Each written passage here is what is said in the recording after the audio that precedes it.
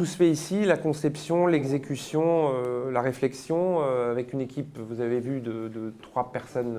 vacataires et 3 personnes qui sont stagiaires, donc une petite équipe de 6 personnes.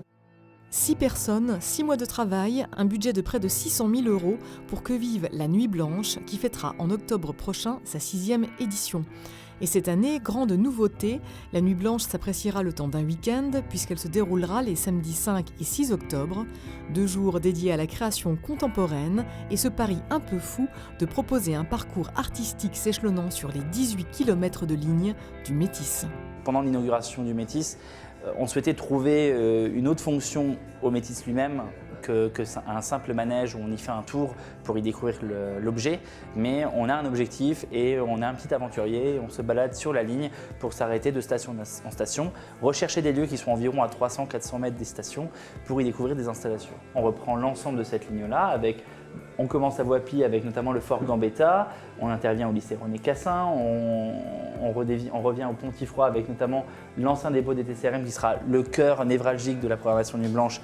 qui est situé à Avenue de Bida avec un after musical et des concerts le samedi soir et le dimanche, des installations, des expositions, des performances. C'est vraiment un lieu unique en soi pendant 2 jours. Pendant 48 heures, on va y faire des choses assez exceptionnelles à l'intérieur. 48 heures de déambulation, offrant ainsi la découverte de créations artistiques, mais également la découverte de lieux insolites, avec cette volonté d'affirmer la présence d'artistes et de galeries du territoire, comme Octave Cobel, Toutou Chic, Modulab ou encore Faux Mouvement.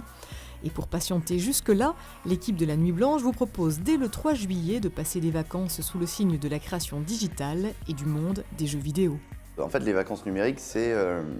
une exposition sur un mois à l'église des Trinitaires, avec une phase d'inauguration, une phase de finissage, et entre les deux, en plus des expositions permanentes, des ateliers pour le jeune public. Le but est qu'ils découvrent un petit peu le rétro gaming, c'est-à-dire qu'est-ce que c'était les jeux vidéo avant, qui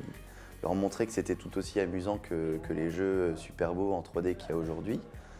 Le but aussi, c'est qu'ils apprennent un petit peu de nouvelles choses via les ateliers,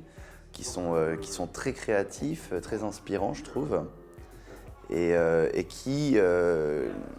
sont très ludiques, c'est-à-dire qu'ils participent vraiment à la réalisation de quelque chose de numérique. Expositions, ateliers, installations originales et interactives pour petits et grands vous attendent à l'église des Trinitaires ainsi qu'à la médiathèque Verlaine du 3 juillet au 4 août. De quoi voir la vie en pixels en attendant la mythique Nuit Blanche les 5 et 6 octobre prochains.